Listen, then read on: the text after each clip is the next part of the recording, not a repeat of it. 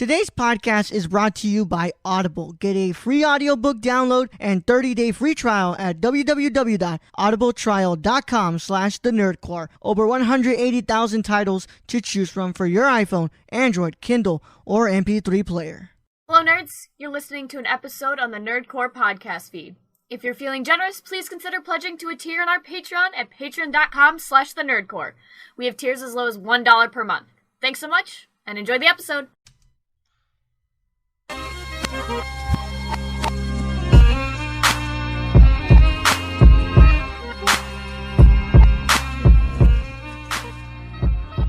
Welcome back. You're listening to the Nerdcore podcast, a podcast that reviews movies and talks that nerd shit. This is episode 292, and it is your nerd news for the week. And boy, is it a nerd news for the week. This is a lot to talk about. But as always, this is the Nerd Chicano here to host the show alongside my wonderful co-host, Young Yoda. Hiya, everybody. What's going on? How you doing, Brad? I'm doing all right. Waiting for your ass to eat. You take like 3 hours to fucking eat. I ate 3 tamales, bro. Come on. Jesus Christ, man. It takes you that long to eat 3 tamales? Yeah. I was eating and I was doing my laundry. I was folding my laundry. And we got podcasting to do, man. We got more important shit. Brad, filling up my gut is just as important as podcasting, okay? It's easier to starve, bro. It is easier to starve. Okay, motherfucker. Okay. Sure. Mister, I didn't eat, but I got no food in the house. So. Mister, I drive like 2 hours out so I can go in and eat. That's because I live fucking 2 hours from everything. Oh, my God. Either way, I know you're going to eat after this, so whatever. If I have food. We literally have no food. Like, what the fuck, Brett? I don't know. God damn it, Brenda. What's going on? You know? Just don't have no food. It's no food, Brett. You guys are going to go and get something then? No, too fucking late for that shit. Oh God, Brad. Well, it looks like it's a cereal and milk night tonight. I wish I had cereal and milk. No. Somebody support the Patreon. Maybe I can get cereal and milk. Support Jabril and his kids, and support Brad and his no food. Look, I'm pretty sure this motherfucker's got something. He just is not looking around. All right, so look, it's a huge week. I mean, we've got a lot of stuff. First of all, fuck everybody who decided to make the HBO Max conference literally 2 days, literally the day after our news episode goes up. So that was great. You know, it's just like when GamerCore has news come out literally the day we drop. You know, it's great, man. I mean, it's just how timing goes. Yeah. It's just how timing goes. Yeah. You know, but I saved it. We could have easily talked about it on the live show, but I wanted to save it. But, yeah, why don't I go ahead and give extend a welcome, a thank you to everybody who supported the live show this week. A lot of fun, dude.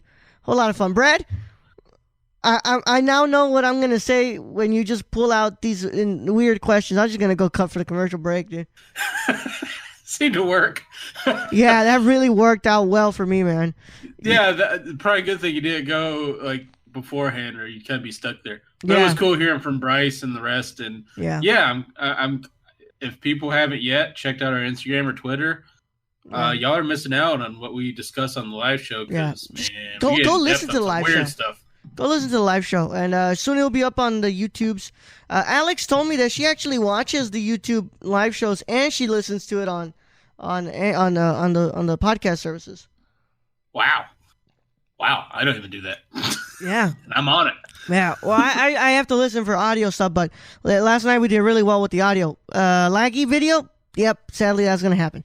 But it was a fun time, and I hope you guys go and listen to that. It's just, that was so much fun, dude. So much fun. Then the Nerdy Chicano, I made a special guest appearance because Luis wanted me on for some reason. Yeah. He wants me back next week, too, so yeah, I'm down for it. Yeah, it's pretty fun. You know, like, I wish that we could do, what's it called, Nerdy Chicano Live, because that would be such a great, morning show. I mean, you never know. You never know. Future may hold great things. We might be the next Collider. Who the Pretty fuck much. knows? You never know, man. I want a studio space, man. That's all I want. That's all I want. But it's all right. I want dinner. Brad's a broke cowboy today. Even though he got a free mic stand. Well, you spend enough money on the credit card, you get free stuff. That's funny. I've gotten the rewards before, and I don't have a credit card. So, I don't know what's going on. I just use that because we refinanced the house, so yeah. I had to get an appraiser, all that shit. So I just put that on the credit card. Ended up getting points for it. Then just paid off the credit card. Jesus fucking Christ. Well, you got a free mic stand out of it. So yeah, I got a free mic stand out of it. So that should be showing up hopefully soon. Yeah. What's it called? Nerdcore live show this week will be a lot of fun again, and we'll see. I think we're bringing in Bryce, but I want to point out something. Like, we gotta get help. We're helping out getting Brad a microphone because this one that he has is fucking terrible, and you guys can go and donate. It's not terrible. It's actually a really good mic. It's just Bro hates it because he can hear everything. Yes. It's a very good mic if we were streaming video games and stuff like that, because it picks up a lot of Brad's voice. But for this, no. God, no. I'd rather him go back to the snowball. But, I mean, it can pick up my neighbors, and my neighbors, they're like literally like, I want to say like 3,000 feet away. Yeah. You know what's good about that microphone, though? If you're ever recording and somebody's breaking into the house, you can probably hear them. Yeah. I'll be on one of those YouTube shows like, hear his last voice chat before he died. Yeah. I'll be on one of those fucking top 10 videos of most disturbing audio recordings. Pretty much. Look, thanks, guys. Yep. So let's go ahead and get into it, Brad. We got a lot to talk about today. God, this is a lot of stuff to talk about, but probably the biggest news that broke literally 2 days ago. We have an official date for Into the Spider-Verse 2. It was confirmed by Sony, so we've got our date here, and it will be on April 8th, 2022. So we've got a long way to look forward to. But Brad, I just want to point out something. We have not just Spider-Man, Into the Spider-Verse 2 in 2022. We also have Aquaman 2. And we also have, all those other fucking Marvel, Black Panther 2. Uh-huh. So we have a crap ton of stuff coming up from 2021 to 2020. 2021, 2022 seem to be some really interesting stuff. And so you know what that means, right? Yeah. We have to keep this podcast going until 2022. Yes, you have to keep this going. God, man, when I thought that I could get rid of this thing, right? When I thought I could just sell this off to somebody, right? It looks like the 2022. We're gonna have to keep going. One day I'm gonna come on and be like, "Hey, Ro, I'm ready to podcast." Nah, bro. I'm not getting on. I'm sitting there and then I'm gonna read in the news Nerdcore sold off and be like, that bastard. No, I feel like this would be the thing. Like, Nerdcore gets sold off, and then the next day you're like, "Hey, I'm ready, man." And I'm like, "Bro, we sold it. What are you talking about?" Like, oh shit, you're right. Want to make another one? You want to make another one?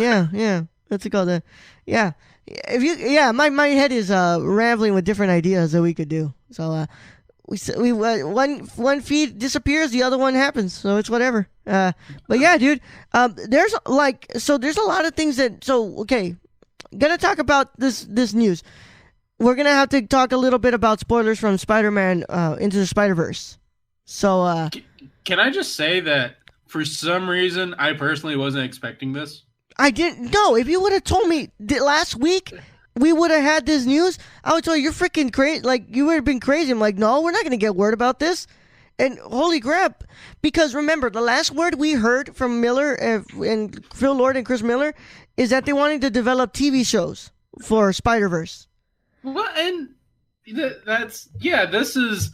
But I personally didn't think... I mean, I know the first one was such a huge success and it went on to Netflix and all that. I really wasn't expecting a sequel. No. I was like, okay, one's good.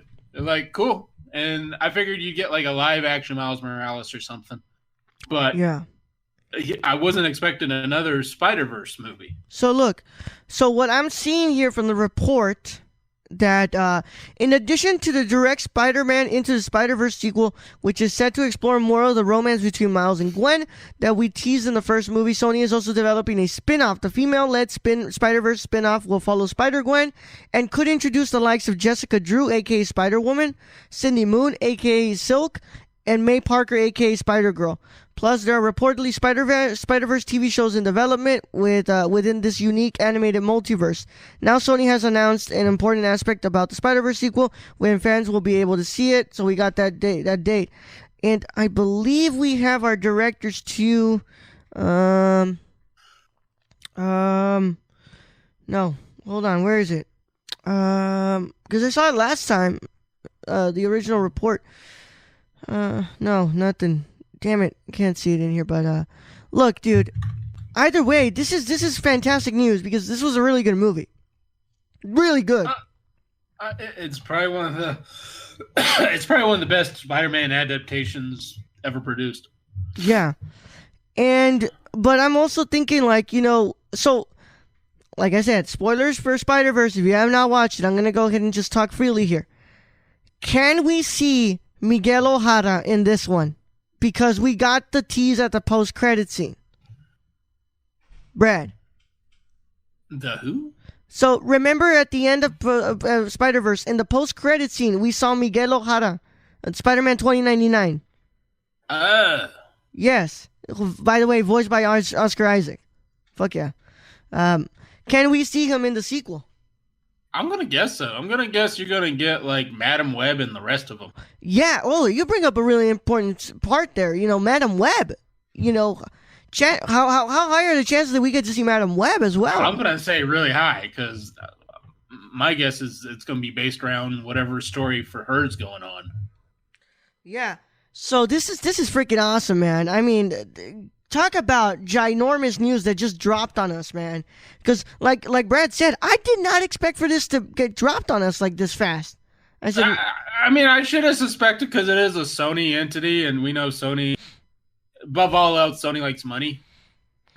Yeah, of course. So I should have seen this coming, but this came like a big surprise to me when I heard about it. I'm like, okay, we're getting another Spider-Verse movie? I mean, the first one was great.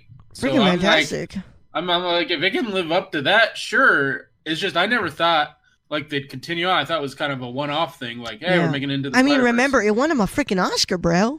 Well, yeah, that's what I mean. This movie is fantastic. And I just wasn't expecting a sequel. I thought they were going to do a one-off movie and call it a day. Yeah. I'm really excited to see. Want to throw out any predictions of who might be the villain? Who might be the villain? I would just love to see how they animate a Kraven, Brad. I think Kraven, they're not going to do Kraven because that's going to be live action. I see him as a live action. Yeah. I'd just be really interested to see how that would look in animated. Hobgoblin. Hobgoblin? Hobgoblin. All right. Hobgoblin was always one of my favorites in the cartoon. Mm-hmm. And so I think he'd be good animated. All right, man. And that's awesome. I can't wait for this sequel, dude. Talk about a sequel to a movie that I'm actually looking forward to. So, this is awesome, dude. And I can't wait to see the next one. I had my criticisms from the first one, and I just hope that they kind of like fix that. But either way, I'm really, really excited about this. Now, yeah, and it'll be good to see Miles Morales don the suit again. Yup.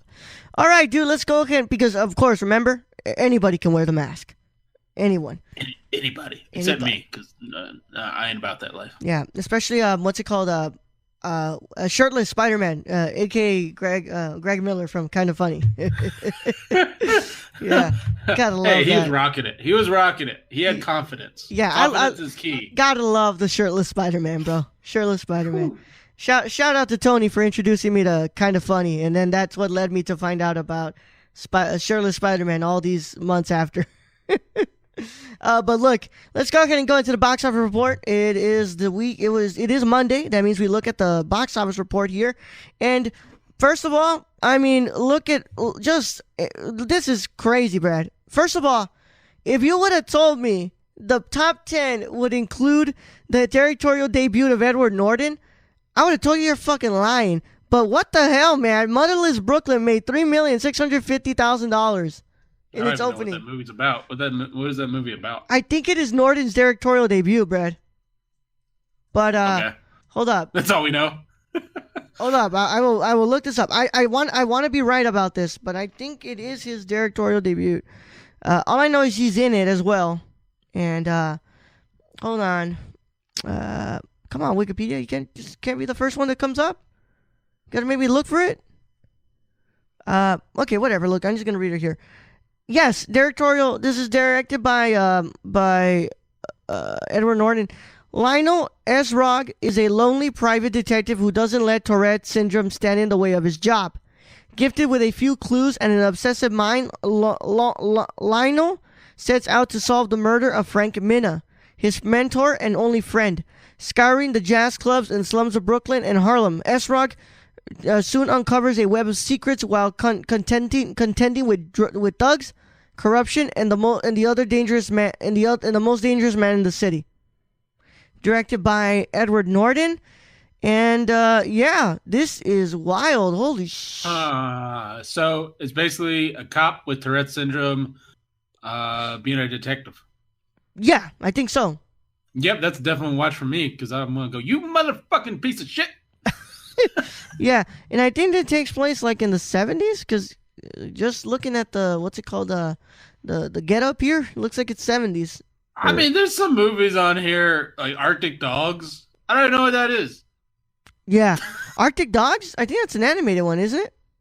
It sounds like animated, but it knocked off the other two, and then I know Parasite is at number 11 or 12. Mm-hmm. Parasite's only in like 200 theaters or something. Yeah, so it's a 2019 American neo-noir crime film, written, produced, and directed by Edward Norton, based on a 1999 novel of the same name by Jonathan Lethem. It has a budget of $26 million. Ooh. That is Ed Norton. Well, yeah, but like, I guess this is just a passion project of him that he just wanted to make. And I mean, it is. I think it is his first work being directed. So congrats to Ed Norton. He's one of my favorite actors of all time, bro. So. And Arctic Dogs is an animated movie. I told you. I know. A time with 17% on Rotten Tomatoes. Ooh. All right. Well, what stands out to you in the bottom 5, Brad? I mean, the only fucking movie I know what it's about is Zombieland 2, so I'm gonna go with that one. Yeah. Black and Blue dropped this last, and Black and Blue hasn't been getting a lot of praise though. I mean, it's got some pretty bad reviews. Yep, pretty much, man. I did like the whole concept of it. I just, I wasn't gonna go out to watch it. That was more like a streaming movie for me. And that's what I think. Some of these should have just gone. It should have got picked up by Netflix. Like Motherless Brooklyn, that would have been a perfect Netflix pickup. Yeah, I think a little bit of that was probably pushed from Norton to have it in theaters, though. It's just like The Mustang. That movie, really would have liked to have seen that on Netflix. I wasn't going to go out to see that in the theaters. But, look, Brad, let's go and look at the top 5. We got The Addams Family at number 5 with $8,499,007. Harriet making its debut at $12 million. Maleficent, Mistress of Evil at number 3 with $12,175,000. Joker at number 2 with $13,925,000. And at number 1, making its debut this weekend at a disappointing $29 million, Terminator Dark Fate, Brad. This has a huge budget to work against, Brad. I mean, I think we called it last week. Yep. We knew it was going to be number 1, but we knew it wasn't going to bring in big money. It's just the Terminator franchise has not been on a big winning streak in the past probably decade. The last real good Terminator was Terminator 2, T2. Yeah. Yeah, that was the last great one. That was the last great one. Everything else has been kind of disappointing. Well, I do got to say, I somewhat enjoy Rise of the Machines, but T2 is obviously the better than Terminator 3. T2 is the best. Yes, of course, 100%. But I know Dark Fate was getting a lot of good press for a bit before it dropped for a bit, and I just coming from a public perspective, a fan perspective, not like a director perspective like you would give, I just felt like even me who's a fan of T2 and Terminator in general, like I'm not going to go see it because I just don't want to be disappointed. Yeah. Because after Genesis and all that, I'm just like, nah, I'll wait. Man, what the hell, man? Why did they change Box Office Mojo? I want to see the budget on this. Yeah, the IMDb Pro is now huge on it. Yeah, fucking assholes, man. But yeah, dude, like I told you, remember, I said, oh, this is getting really good reviews. And then it kind of, the embargo lifted. And a lot of other reviews started to creep in. They were like, this is bad. Like, you know, it's not as good as people think, saying that even though it is the best one out of the other ones that have come out, it's still not that great. Well, and it makes you start to think those early reviews, what if the studio might have paid off? Well, yeah. Hold on, Brad. This is ooey. You want to see the budget for this? It's gonna be high, I know. 185 million to 196 million budget, not with marketing, my friend. Yeah. Even James Cameron can't save that. God damn. Oh, I mean, this is obviously not going to be owing as much money as Gemini Man. Well, I was about to say this is going to be almost as bad as Gemini Man. Nah, because that's different. That one's going to owe a lot of money, but this is not. Do you think overseas it's going to do well though? I would hope so. I don't know if this is debuted in China yet or anything like that. I feel like Terminator would do well overseas compared to Gemini Man.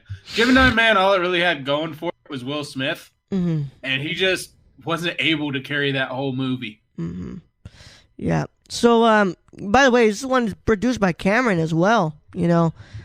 But look, and I go back to the same thing, Brad. What's it called? Those reviews came out, and then just last week, a report came out that James Cameron said that him and Tim Miller butted heads a lot in the editing room. Oh, that didn't help anything. No, so like to me, when I see that, obviously this is coming from like the person who like reads the trades and shit like that. You know, that makes me think like I think I'm gonna pass on this. You know, I have two movies I really want to see right now that are not Terminator. I want to watch Parasite and I want to watch Jojo Rabbit, which are playing near me. So I obviously want to get that out of the way before I ever see Terminator. And let's be honest, when Terminator comes around, by the time I want to watch it, it's gonna be gone. Because after this, I have Marriage Story, I have The Irishman, I have all these other movies that I really want to watch that I'm gonna sacrifice a weekend for and not go watch Terminator. I mean, I don't think Terminator could just drum up enough support from the public for it because it didn't persuade me to go. No. Like, the trailer was great. I mean, the trailer was really good. But at the same time, I still couldn't get over in the back of my mind all the horrible Terminators from before. And so that's I think that's what everybody kind of did is they kind of waited to hear more. Yeah, I wanted to hear more because as great as that trailer is, I know damn well how bad this franchise has gotten. I mean, look at Genesis. Ooh. It has gone down some bad roads for sure. Yeah. And it's sad to see. I mean, this was one of the first movies I ever saw in theaters. Mm-hmm. So, but to go from how it was in the 80s, early 90s, I hate to say it. I think the only thing that could save the Terminator franchise is James Cameron jumps into the director's seat. Honestly, Brad, I think I have to agree with you on that. I think that's where it needs to go now. And I think Cameron needs to step back into the director's seat, or they just say it's done. Let this die. Mm-hmm. Make it in. I think it would make a great animated series. I think it would make maybe a great television series if you want to go in that direction. Because it was a television series for a while, if I remember right. Yeah, the Sarah Connor Chronicles, which, by the way, Zach Stentz produced a lot of those episodes, some of those episodes, and wrote some of them too. So shout out to Zach Stentz. And you know, I heard those were good, and but I think an animated series would be pretty great from the Terminator side. Yeah, 100%. Sorry, I didn't want to burp into the microphone. This is just kind of. I don't want to call it fatigue. I just want to say that this is just kind of like. I think you had a really good director at the seat, and they just couldn't do it, and they couldn't make the opening they wanted. And I think for sure, Brad, I think what needs to happen is just Cameron gets back on the director's seat. And you know, I think when it comes right down to it, it's not going to do well in the theaters. But will it do well on streaming and renting? I think it'll go well that way because I'm willing to rent this movie. I'm just not willing to go into a theater and sit in there and watch it. Yeah, for sure. I heard really good things, though. I heard that Mackenzie Davis does an amazing job. Gabriel Luna does a really good job, too, as the new Terminator. But it was just not enough for me to say, like, oh, crap, I need to go and see this. No, it's not like the number 2 movie, Joker, where it's like, I got to watch that. By the way. And I was talking shit on that early on, but once the trailer and once we were hearing shit, I'm like, I got to go watch it. Yeah, by the way, Joker has reached 900 million worldwide. It is getting really...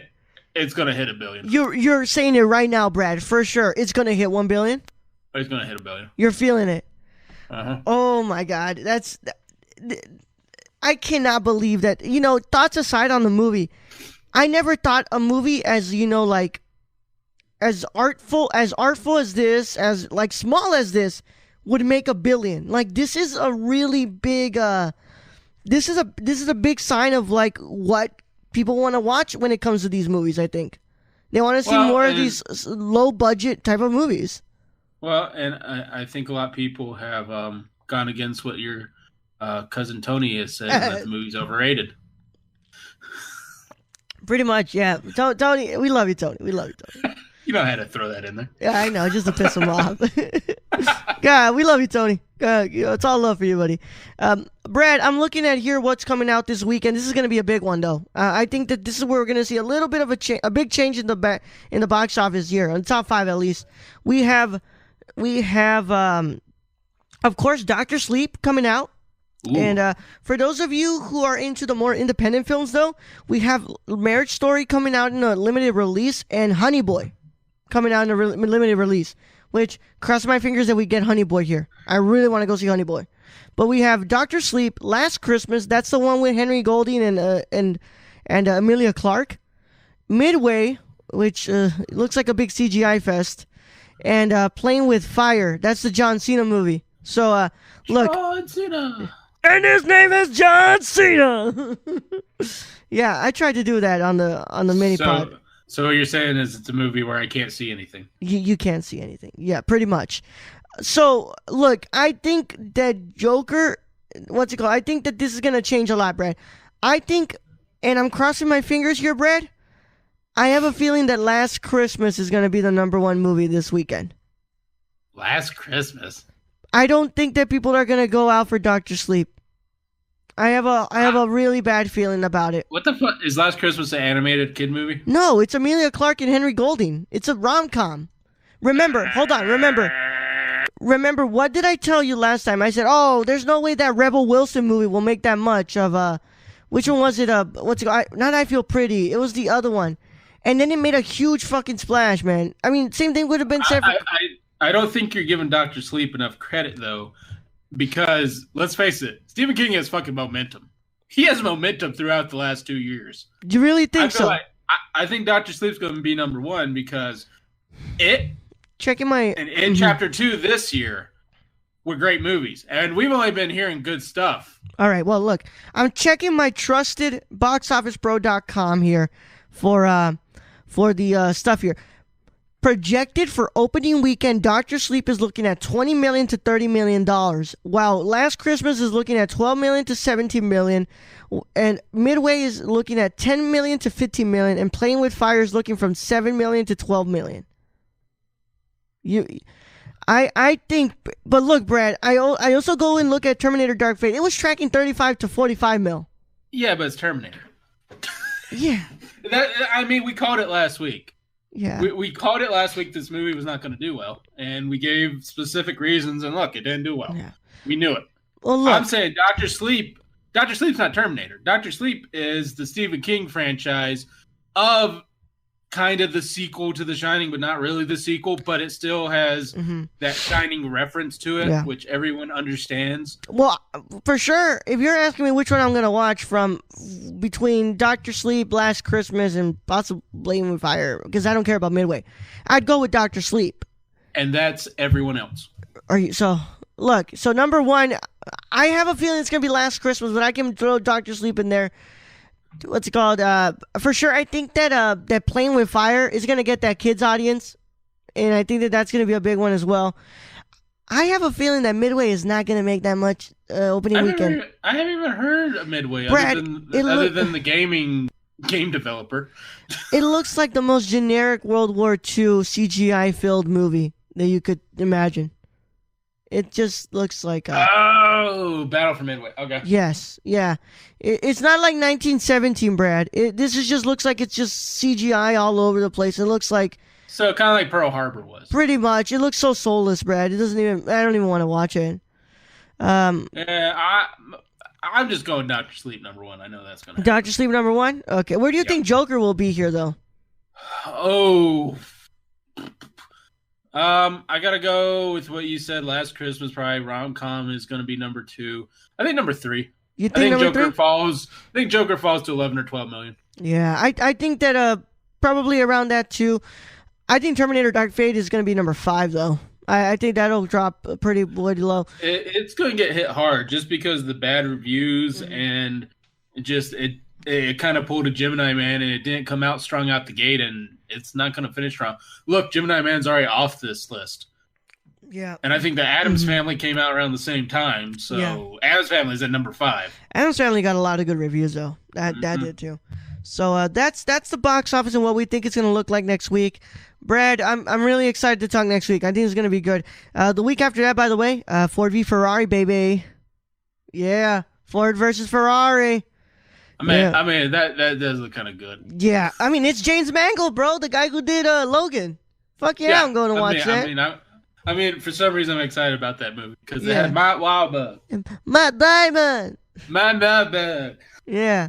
All right, man. We're not Matt Wahlberg, Matt Damon. Say hi to your mother for me, and also say hi to your mother for me, and also say hi to Peyton Reed for me because. From The Hollywood Reporter, we're moving on here. Boris Kitt is reporting that Peyton Reed is going to direct Ant-Man 3. An exclusive from The Hollywood Reporter. The filmmaker is staying in the Marvel Studios fold. The Ant-Man corner of the MCU will continue to be Peyton Reed's place. Hey, I have a question, though, before you go on. Hold on. What's up? This picture. Did you ever watch Community? No. He looks like the principal from Community. Not the best picture they chose of Peyton Reed. Yeah. The director who helmed 2015's Ant-Man and 2018's Ant-Man and the Wasp has signed on to helm a third Ant-Man movie, The Hollywood Reporter has learned. Paul Rudd is expected to return as Scott Lang, the heist-hardened hero with the power of pettiness in the new installment. It would be Rudd's 5th time out as the character, bearing any other surprise appearances. Plot details are being kept hidden in the quantum realm. No release details have been confirmed, but sources say the plan is to shoot at the end of 2020 or top of 2021 for a likely release in 2022. And by the way, it has already been confirmed from Michael Douglas's mouth. It's shooting in 2021. So sources say that the sequels Doctor Strange in the Multiverse of Madness and Thor Love and Thunder will shoot before Ant-Man 3. Much like his fellow Marvel cohorts, Joe and Anthony Russo, Reed started off in the comedy worlds of TV and movies, making his feature directorial debut with cheerleading comedy Bring It On. All right, damn. Movies such as Down with Love, The Breakup, and Yes Man followed. Yes Man is great. Yes Man's great. Brad, I want your thoughts. So, are you really clamoring for an Ant-Man 3? Or I think you already fucking know the answer. That's why you're asking this. Hell no! I love Paul Rudd. I love Paul Rudd to death. He's one of my favorite actors. He is funny as shit. He is great. I just don't like the Ant-Man series. I do not like the Ant-Man series at all. I think it is the Marvel's movies probably worst. Other than Thor: Dark World, I think it might be their worst movie franchise. Yeah, out of all their superheroes, I think, and that's not saying Paul Rudd or anyone else did a terrible job acting. It's just the story never intrigued me. It was just always kind of boring. It's just the story's never there. Plus, I'm sorry, I think you're gonna agree with me. I don't know if people are gonna agree with me on this. It's had the most lackluster villains ever. It's had some great people in portraying these villains. I mean, they got the guy from freaking House of Cards, man. He was great. in House of Cards, and they just bring him over for that villain and for Yellow Jacket, and it sucked, man. Yeah, Yellow Jacket sucked, and then whatever the fuck the other one was that looked like a Destiny character in Ant-Man and the Wasp. It's because, look, they were like, oh yeah, Ghost is the villain. Then it's like, oh no, she's not the villain. No, Ghost is the villain. And let's face it, we've said this multiple times before, even though everybody thinks you're paid by them, that Marvel has a villain problem, or had a villain problem, before they got to Black Panther and Killmonger. Mm-hmm. After that, they kind of figured shit out. And then they got to Ant-Man and the Wasp, and they're like, oh, yeah, we should have paid attention to making the villain actually relevant in this movie. And let's put it out there. If you don't have a good villain in these movies, you're not going to have a good movie. Yeah, it's because you're adapting comic books, and you know what's the biggest thing about comic books? The villain. The villain. Good versus evil. That's the whole fucking point of superheroes. At this point, Brad, I'd rather see a Hulk 2 than see an Ant-Man 3. I want the roles. I want the roles reversed here. I want Hulk to get a standalone movie, while Ant-Man gets resorted to the appearance in the team ups. I can't jump onto that train with you. I think that they've already tried Hulk so many times and failed. Mm-hmm. Or look, this would have been perfect. Send them to Disney Plus.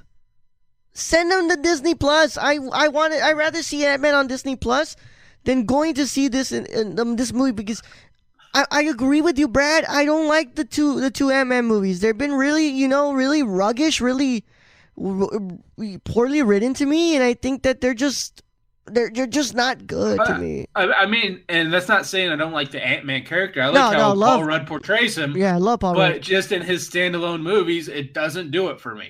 It just has never done like what I want it to be. It's never been a Black Panther or even, a Spider-Man or a Spider-Man or even close to those. Yeah.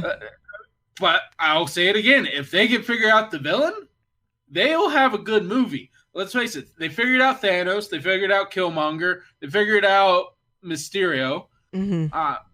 I mean, those are just three of the better movies, but those came to like the tail end, and that's saying something because Iron Man didn't really have good villains either. I think Iron Man, the first Iron Man, had the best. Oh yeah, of course.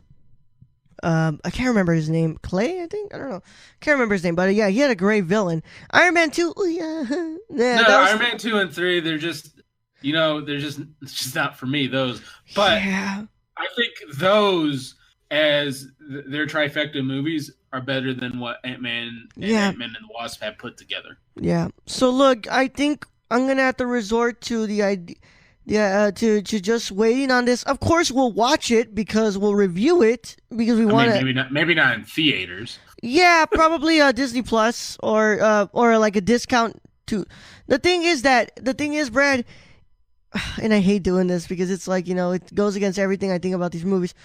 If we get a really good trailer, and if there's like, this is going to connect to something big, sure, maybe.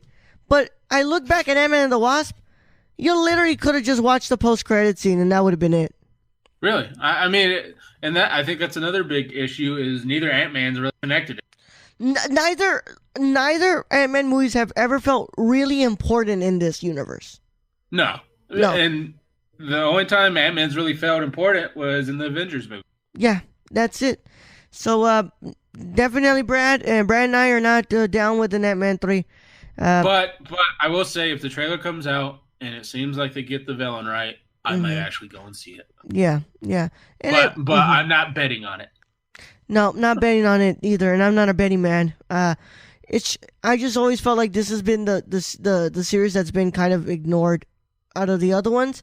And it kind of makes sense because we just got news about this, and at one point even Paul Rudd said, I don't know if an Ant-Man 3 is happening. I think it took a while for this to be confirmed, and we didn't even hear talks or anything. I think they're going to basically end in just the Ant-Man series on this. I think just to put a nice little bow and throw it out there. Or just send them to Disney Plus. I'd rather them send it to Disney Plus, honestly. I mean, I wouldn't mind like a television show, Ant-Man. I think that might be kind of funny.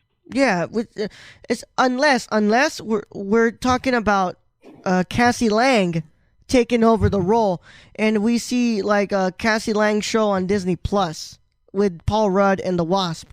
Like, this is the way, like, this is like this movie is kind of like the way to brush out the whole Ant-Man the movies and stuff.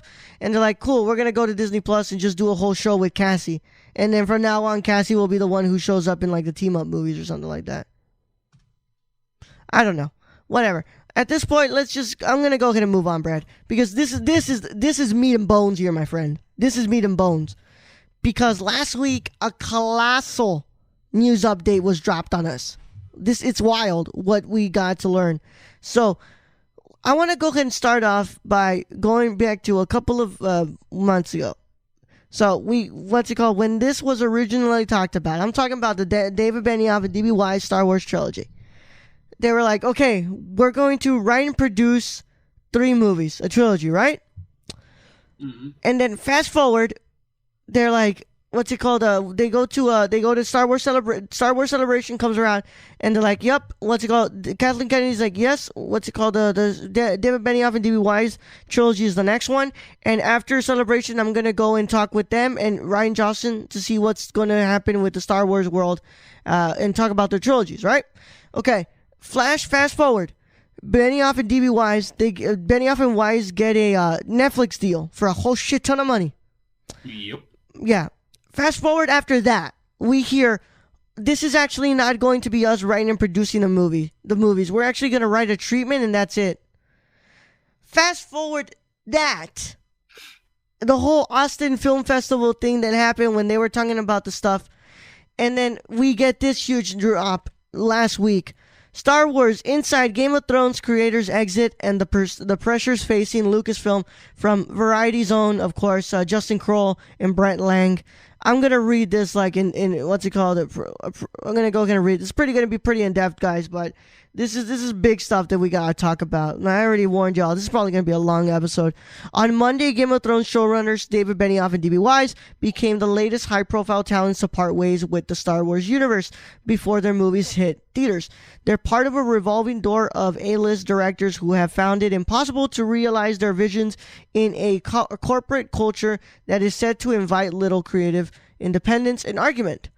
They joined the ranks of Josh Trank, Colin Trevorrow, Phil Lord, and Chris Miller, in being similarly dismissed from the Star Wars productions they were intended to helm. By the way, guys, Phil Lord and Chris Miller, they were supposed to do Solo. They got fired. Colin Trevorrow was supposed to do Episode 9. He got fired. Josh Trank was supposed to do the Boba Fett movie, and he got fired. And then after we found out that, Mangold was going to do it, and then that didn't happen. But this was way before, before the Mangold stuff happened and Solo even happened. Excuse me. It's not unheard of for productions to run into heated creative disagreements, but the high rate of turnover is raising eyebrows across Hollywood and among the wild base of fans. It's also inspiring questions about the management style of Kathleen Kennedy, the executive tasked with guiding Lucasfilm with finding fresh ways to expand a galaxy far, far away. It's like if you take a job as a Star Wars director or creator, you're automatically thrown in the Sarlacc pit, and your chances of getting out and making that film are so unlikely. You have you have to be almost a Jedi Master, says Jeff Rook, a box office analyst and exhibitor relations. I want to go ahead and see what's up. They talk about, the whole Gareth Edwards stuff when Tony Gilroy came in to, reshoot and direct the last stuff. So what's it called? They also talk about how this trilogy, and it's not going to be here, but it was in the other, what's it called? Okay, here. So they took pitches, and basically they were going to explore the Old Republic stuff. So they were going to explore that stuff. They were going to explore the creation of the Jedi, but they parted ways. And apparently another report I heard about this, Brad, is that they were fired from the start of, from May. They were already fired in May before the last episode of Game of Thrones premiered. Isn't that the same time the news leaked out? that they were doing Star Wars? No, that was around the time that the whole thing about the treatment came out. Like after that's when the whole thing about the treatment, because we already knew that was after Star Wars Celebration and everything. Brad, I have a feeling that what's it called? That yeah, for sure they were fired for a while. They just didn't want to put this stuff out there because they were not because they were afraid or anything. I think it was just like we have really good stuff going on right now. We have high hype right now for episode 9. We have Mandalorian coming out. Let's not squash it right now. Right off the bat after Celebration. We'll let this come out when it needs to come out, and I think they chose a really good time to bring out the news because, now they can just completely concentrate on episode 9 and Mandalorian instead of having to figure out like how we're gonna break the ice that these guys aren't working with us anymore. I mean, I think basically what we're hearing is it was them basically getting sandwiched between Disney's failing feelings for them after hearing their pitch. Also, and just Netflix. Mm-hmm. Also, I think it was just Kathleen Kennedy, and this is my idea, Brad. Like, guys, I'm not saying that this is what she said. I think it's her kind of being not confident of them working here, but also having to do stuff for Netflix at the same time. Yeah, that's what I mean. They were getting sandwiched in between these failing feelings for Star Wars and Disney as a studio, and then Netflix, who, they're paying how much? God, $250 million, and have to wait 4 years. Yeah, I'd be wanting to get my recoup and my money there, a little before then. So I can see where Netflix is coming on that end. Yeah. I think that this I see where Kathleen's coming. I see where Lucasfilm is coming from, and honestly, man, look, here's what I'm gonna say. And first of all, I gotta go ahead and clear the room about some stuff. I tweeted about this stuff, and I really wanted to go ahead and talk about this. Finally, I think it's childish what some people are doing on the internet about like basically celebrating that these guys got fired because they didn't like the last season of Game of Thrones. I think it's kind of childish. I think it's stupid. I think that I'm not here to dictate what you guys feel about a show, but I think to the point where you guys are literally like, I fucking hate these guys. And I question that too. Is were the last 2 seasons Game of Thrones the best out of the series? No, of course not. I think anyone can agree to that. I think we had an issue where they were trying to cram too much in too few episodes. But is it worth the hate coming up after they gave you 6 basically terrific seasons? Yeah. And basically this whole other entertainment level, something brand new that we got to love and enjoy. Is that worth hating them on? I mean, because if that's the way it's going to be, then nobody should create anything ever. Yeah. And by the way, you are entitled to your opinion on the subjectivity of the product. You're allowed to voice your opinion about how you felt about the product. I just think it is counterproductive. I think it's childish just to be on here like celebrating like, oh, good job that they got fired. I'm so proud because they didn't make something I liked. But maybe their ideas for Star Wars was in. And that's the issue I think you come up with, is I think the majority of fans, they love the creators and they love what they do. It's those few that are fueled by just hate for whatever it is and themselves who are the vocal minority and bring up all this shit and basically ruins it for everyone else. Yeah. Me personally, I would have loved to see what their thoughts on how they want to do Star Wars. Yeah. Hell, I would love to hear George Lucas's, thoughts on what he wanted to do. Yes. Even though I give him enough shit. I would still love to hear what his plan was. Yeah, 100%, man. And I go back. There are those who don't like The Last Jedi, who are calm about it, who express their opinions in a very calm manner. And then there's those who are crying on the internet like, oh, I can't believe they made this. It's not Luke. It's not this. It's not that. And it's like, just at every possible moment, they're crying about this. I could not look at a single, tweet from the Game of Thrones Twitter without seeing, fuck the last season. terrible writers, this, that, this, and just like I cannot go into a simple HBO Max thing without seeing release the Snyder Cut, release the Snyder Cut, release the Snyder Cut, you know, and it's like, when I think about that, I'm like, you have too much time on your hands to devote yourself to just hating. It's stupid. I think it's childish, and it's basically you just yelling, "Give me what I want." It's what you're yelling at the void, honestly. Now, I'm not saying that I'm sad that Benioff and Weiss are not here. I'm just hoping that the idea of them exploring the old Republic isn't gone. That's what I care about. Fuck if if Benioff and Weiss are still working on this. I just want the old Republic to be explored. I mean, and I think that's a lot of lore that has never actually gone into is how did the Jedi come to be? You know, it's never really been explored. It's just always like they're Jedi and they have this force and they can move shit. Yeah. But other than that, it's never really like gone into depth and detail on, you know, how did they come to be? What was it? A religious sect? What is it? What exactly is it? And that's never really been put out there. Maybe in the books. I wouldn't know because I never read the books, but definitely not in the movies. Now, I want to ask you something, Brad. And this is regardless of how we feel about the movies. After all these directors that were fired, do you think Disney was prepared to have Star Wars? Do I think Disney was prepared to have Star Wars? Do you think they were prepared to be in charge of Star Wars?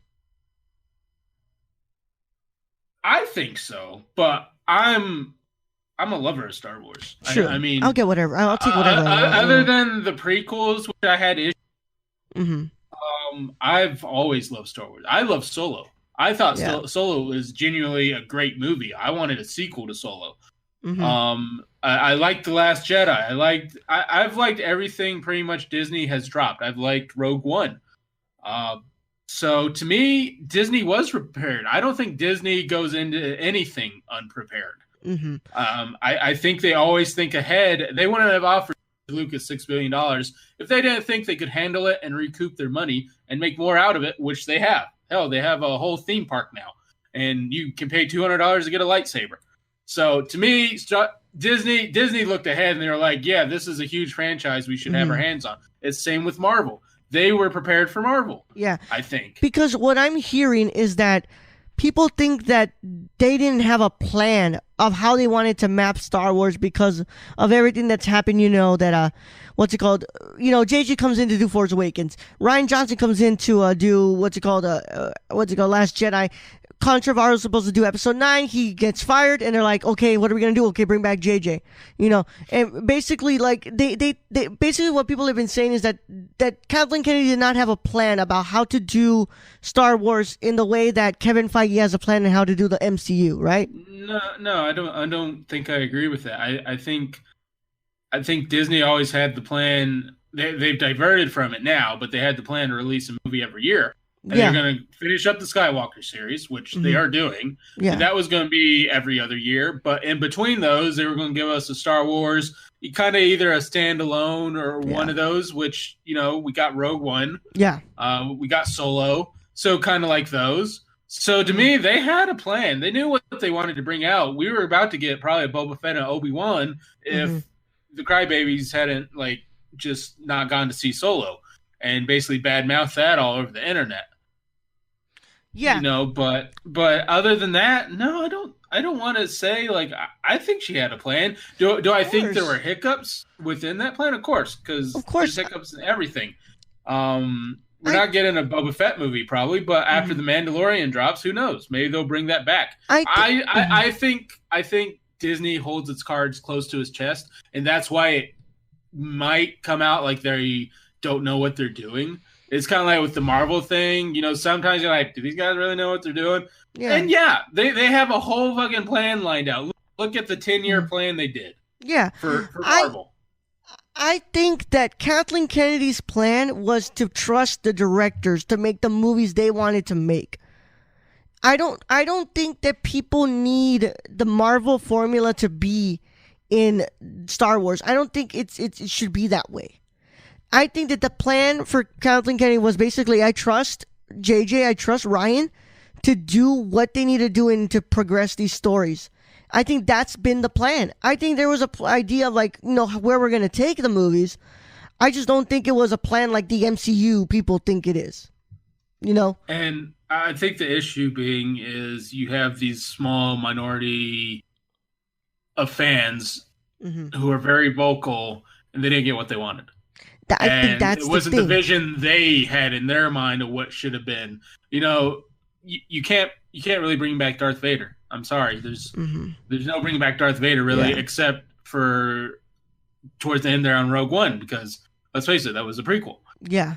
Other than that, there's no bringing back your favorite characters really. I mean, once they're gone, they're kind of gone. Yeah. And I think that's what hurts a lot of fans is they want to feel this nostalgia, but you have to continue the story.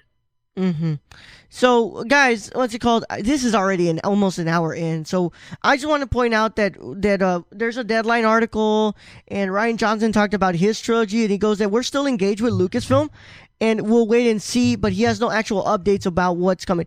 I think that in the coming months, Rian Johnson will be... this is my idea. I think that Rian Johnson will be meeting with Kathleen Kennedy and the team and basically talk about where we're going from here.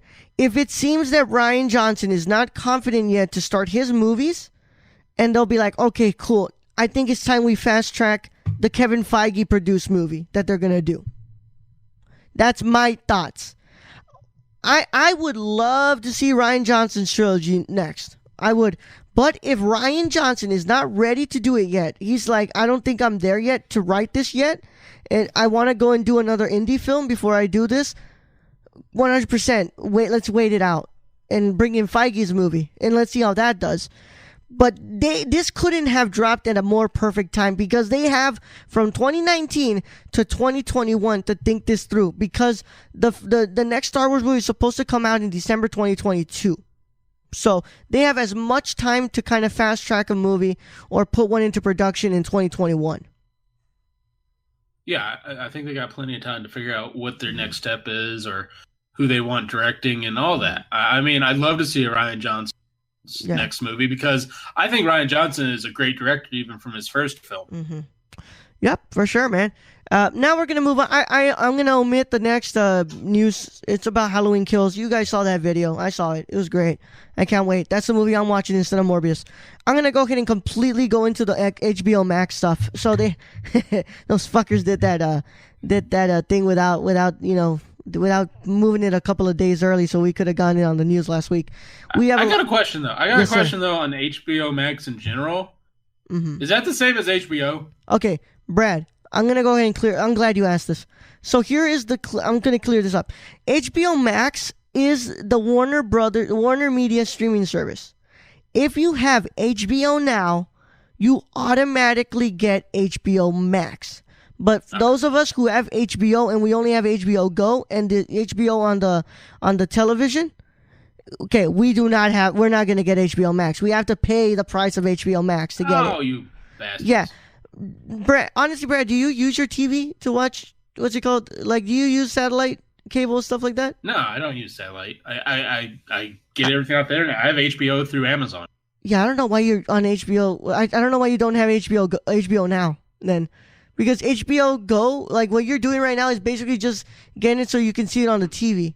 If you want strictly the streaming service, I highly recommend you switch over to HBO Now, because then you're going to get this, which I believe HBO Now is like $12.99 a month. So that I'm going to go ahead and point that out for you. Just for you, that's my recommendation. But I think that's what I'm going to do, because after the announcements of what we're going to get. By the way, those of us for HBO, we're still going to get our Game of Thrones stuff, right? But this piece of news is what we got, is what might convince me. So these shows are supposed to be big budget stuff that feels like, HBO series, well, not HBO series, but like big budget works, right? Like if a movie was on TV. We got word that there's a Green Lantern show coming to HBO Max, being produced by Greg Berlanti, being written by Greg Berlanti. By the way, guys, this is Berlanti's second chance, because he wrote the Green Lantern movie. Oh, God. Do we really want that? Brad, I think there was a lot of things wrong with that movie. You think? Yeah. Remember, Taika Waititi was in Green Lantern, Brad, and Taika has done some pretty good stuff after. So, I'm never one to judge. Look, I'm always one for second chances, Brad. This one is, I need to see a trailer. I really need to see a trailer. But I am praying, Brad, that this is not the whole core. I hope we just get Hal, because I want to see Jon Stewart on the big screen. What do you think, Brad? That's who I've always wanted, is Jon Stewart on the big screen. Mm-hmm. I mean, also I want Guillermo del Toro to direct it, so that's just me. Yeah, just do some of the episodes. So look, Brad, yeah, he produced it and he wrote it. And also, guys don't understand, he's been pretty much a showrunner of most of the Arrowverse shows. So he's done that. And we got some other stuff too. There's going to be DC Superhero High. The title of the Green Lantern show is called Strange Adventures. And it both from Greg Berlanti, while Elizabeth Banks is producing a new series called DC Superhero High. The DC Comics superhero Green Lantern was previously adapted to live action in the 2011 movie. Of course, we know that. We also have Doom Patrol Season 2 coming to HBO Max. And it also will be on the DC Universe app. So, dude, this might be what convinces me. When I see that trailer, that's what's gonna convince, whether or not it's gonna convince me to get this, because this could be really freaking cool, man. What do you think, Brad? I think so. Mm-hmm. I already have HBO, so yeah. The fuck. I mean, like I said, for those of you who have HBO now, you're gonna get this either way. So, Brad, now we talk about the thing we're really excited about. This piece of news. I have to preface this. Because a lot of people are very confused on this, Brad. There were 2 Game of Thrones prequel in the works. We had the one that was House of the Dragon, which is based on the Fire and Blood book from George R. R. Martin, which will be moving forward to a series order. Then there was the prequel, The Long Night, that had a pilot shot with Naomi Watts over the summer. That has been canceled. Now, yes. So we are going to get House of the Dragon based on the based on the Fire and Blood book, which I saw a report that will be concentrating on from everything from Aegon's conquest to the Dance of the Dragons, which is the Targaryen Civil War. So, let me go ahead and read some stuff here, guys. This is being co-created by Condell and A Song of Ice and Fire author George R. R. Martin, and is based on Martin's book Fire and Blood, which chronicles the history of House Targaryen. Casey Bloys, president of HBO Programming, announced a 10-episode series order to House of the Dragon during a special presentation for new adaptation. Of course, it is being showrun by Miguel Sapochnik, who has directed episodes such as Hardhome and Blood Battle of the Bastards, Brad. And he's going to be doing that with the Condell, Ryan Condell. And Sapochnik will be directing the pilot of House of the Dragon. Anything else in here that I need to get to about this? It's gonna be talking about like the creation of House Targaryen. We had a poster for it it's just based on the book by Fire and Blood by George R. R. Martin. Fire Will Reign, House of the Dragon. And Brad, I also saw a blog post from George R. R. Martin that said he will not be writing any of these episodes until he finishes Winds of Winter. So he's not going to be writing any of the episodes. So I think George is really committed to finishing this book. In what year? I don't know, dude. I don't know. There's bets going on. He'll die before he finishes the book. Yeah. By the way, I'm very excited about this. I'll get any Game of Thrones where I can get it. But I will agree with Tony. I was looking a lot more forward to The Long Night than I was to this. of course, I will never complain about getting me some Targaryen stuff. You know, I love the Targs, and I think they have an interesting history. I mean, it's Game of Thrones. Yeah. We should be happy for what we get. Yeah. We should be glad it just didn't end. Mm-hmm. And we're actually getting some more stuff on it. But I was really, interested in the idea of seeing the White Walkers and the history of that and the Children of the Forest, the First Men. That might be a future thing. Maybe. Don't quote me on this, Brad. I think HBO is going to be keeping a really close eye on the Lord of the Rings prequel series on Amazon, because that's taking place like 2,000 years in the past. I think if they see that is working and people are really interested in the idea of going that far back in time, I think they're going to revisit this idea. Yeah, I mean, let's face it, HBO's into making money, and yeah, they're not going to. Although HBO has been known to let some of their series just die, and not bring them back. Mm-hmm. There's plenty of those. I mean, Deadwood being one of them until we got the movie 20 years later. But yeah, I think Game of Thrones is a huge moneymaker for HBO and put HBO back into the swing of things with all the other studios.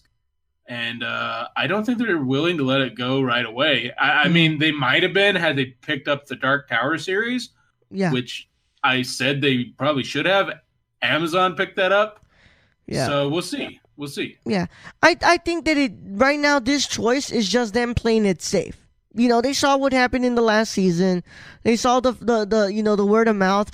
But, the same people who I saw that were mad about the last season are the same people I see that are really excited about this. Yeah, and I'm excited for it. I mean, it's Game of Thrones. I really got excited watching all those seasons at once. That was kind of cool. But I think HBO has done something smart, but until they can get another Game of Thrones out, they've picked up The Watchmen. Mm-hmm. And they have His Dark Materials. It's premiering tomorrow. His Dark Materials and what's the Westworld? Westworld, yes. Yeah. So for those of you who are asking, how much will this streaming service cost and when is it coming out? It will be coming out in May 2020 with up to around 10,000 hours of content available at launch, including past shows like Game of Thrones and Sopranos, with newly acquired content like South Park, Friends, and Rick and Morty on there. So, if you want to watch South Park and Rick and Morty, sure. If you want to watch my not-so-favorite show called Friends, then you guys can watch that too. In 2021, they're thinking about adding more shows to the library. They're just going to keep growing this. And, my friends, with the most important thing, the price, it will be $14.99 a month. It's a slightly cheaper price than what was reported at first, which was $16 to $17. That's why I'm saying, guys, honestly, just go for HBO now so you can just get this, because that's the better deal, I think. So I'm just checking to see if there's anything else. They have the streaming rights to The Big Bang Theory as well, and that's pretty much it, guys. There's gonna be a lot of other originals coming, and look, dude, they just need to show me that Green Lantern show, the Green Lantern trailer, or give me more ideas about what the Green Lantern will focus on, because right now I just have HBO, and if I'm getting a new prequel, that's pretty much all I care about. So I have a question. Yes, sir. So is Rick and Morty no longer on Cartoon Network? I don't think it ever was, Brad. I thought Rick and Morty was on Cartoon Network. I don't remember. I think this is just the streaming rights, bro. Oh, no. But for the next seasons, I'm guessing for the next season, not season 4, the streaming rights will be on HBO Max. Okay. So, I was just wondering. Yeah, I think that's smarter though, because I think a lot of people have found Rick and Morty because of like stuff like Hulu and stuff like that. Mm-hmm. Yeah, which is where I watch Rick and Morty. By the way, I love Rick and Morty. Anybody who doesn't like it, fuck you, whatever. I like it. No, don't judge me, and I won't judge you. Hey, don't judge me. I have a T-shirt. Yeah, I love Rick and Morty. I think it's fun. Yeah, so just like what I did with Disney Plus, until I hear about what this Green Lantern show may focus on, and I get a concrete idea that blows me out of the water like the Mandalorian did, then I will think about getting this, or I might just upgrade to HBO now. But other than that, I'm going to keep an eye on this. because the prequel, typically I'd be already getting access to it because I'm an HBO subscriber. Now, I just got to keep an eye close to Green Lantern. By the way, I thought it was really funny how everybody thought they were going to announce a Snyder Cut.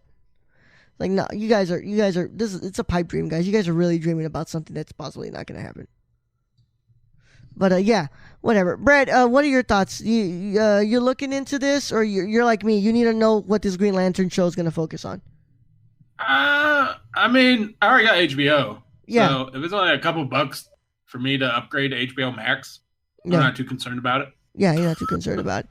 Yeah. I mean, it's got Rick and Morty, dude. Like, you know, I'll watch Rick. Yeah, I mean, HBO's got a ton of shit that I haven't watched before that I could see. I mean, I just watched a Robin Williams documentary. Yeah. So. Watch the Spielberg documentary, bro. It's great. But look, that's it for the news. We're going to go ahead and head into trailer talk, and then we're going to go ahead and say goodbye here, guys. But it was a long episode. The one trailer, there's two trailers we have to talk about. Let's go ahead and talk about End of the Fucking World, man. This looks great. I cannot believe we're getting the second season to this. And this looks really different from the first time around. I think we're getting a time jump here, Brad. Because she's getting married. What the hell, man? Yeah, so, and think about it. End of the Fucking World, the first season, that's been, 2-3 years ago now? I think so. Yeah, it's been a while. So it's really not a time jump because it's been that fucking long. Just a question of where are all these characters, because we mainly focus on the girl or the woman at the time. I can't even remember her name anymore. So fucking long since I watched it. So I need a recap, damn it. Yeah, I need a recap. I might just have to rewatch season 1, dude. Yeah, that's probably what's going to end up happening. I mean, it's a good fucking season, though. It was one of those gems in the rough, I would say, that you weren't expecting to be good. Mm-hmm. And it took time to get renewed.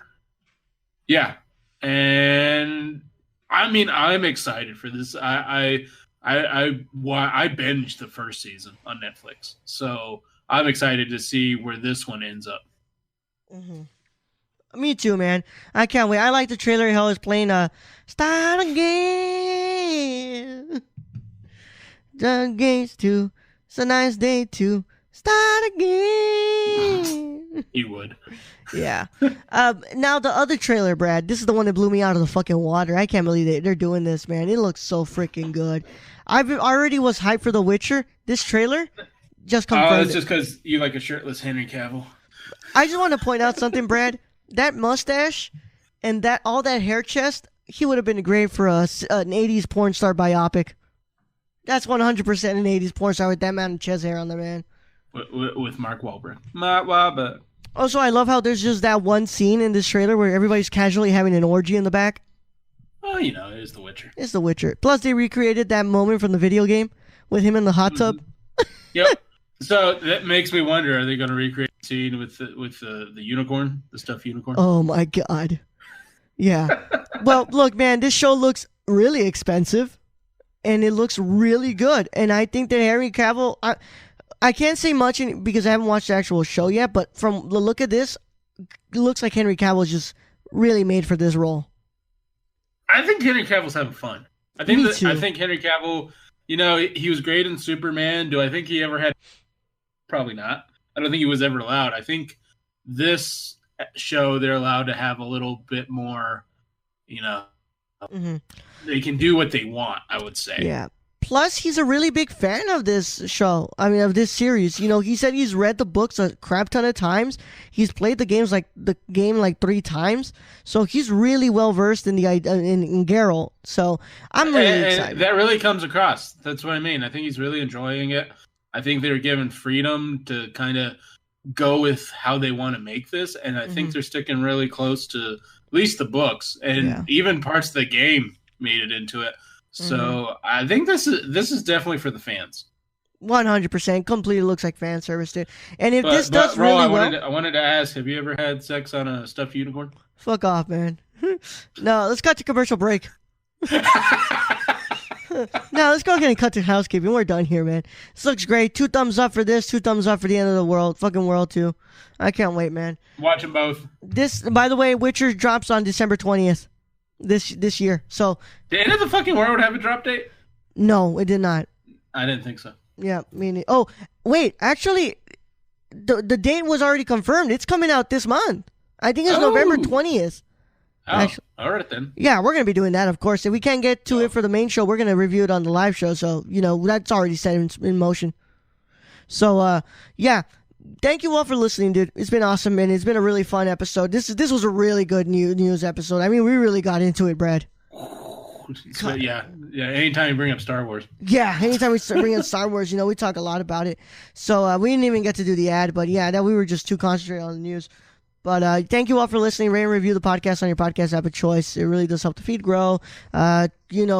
Social media. Social media, the Nerdcore _ for Twitter, Nerdcore on Instagram, the Nerdversity official Nerdcore group or Facebook group. Go check out the Patreon, patreon.com/Nerdcore. And shout out to our associate producers, Cassie and Sarah, and our executive producers, Grayson. Do not want to burp into the microphone. You can follow him on Twitter at WarnerHim98, Grayson Barker98 on Instagram. And Shane, Brad, can you tell them where they can find him? You can follow our friend Shane at twitch.tv/ /SRRK. And it was a test. It was a test on you, Roll. And Twitter at SRRK Twitch. Yeah, like if they can't hear you typing up in the background. You think I would have memorized by now, but no. No, you don't. I have Grayson stuff memorized in the back of my head, Brad. Check out the website, nerdcore.com. Check out all the written stuff and our YouTube channel for all our podcasts and movie reviews. More to come. Are we doing a movie review tomorrow? Yes, sir. Tomorrow we kick off Scorsese month. Okay. With Casino. Casino. So I need to watch that when I get home. Mm-hmm. Yeah. Yeah, because you can't watch it right now. Yeah. We're going to be doing Casino tomorrow, so we'll see you guys when we do that, and we kick off Marty Scorsese month here on the Nerdcore. Without further ado, Brad, it has been a long episode, so send them into the podcast void. All right, Ro. Thank you for being host as always. Thank you to all our listeners out there, all our Patreon supporters. We truly appreciate each and every one of you. Thank you, thank you, thank you. And in the next episode, we see De Niro and Pesci. Yeah. Back in the day, hamming it up. Yeah. And you better not think Pesci's a clown. So young Yoda out.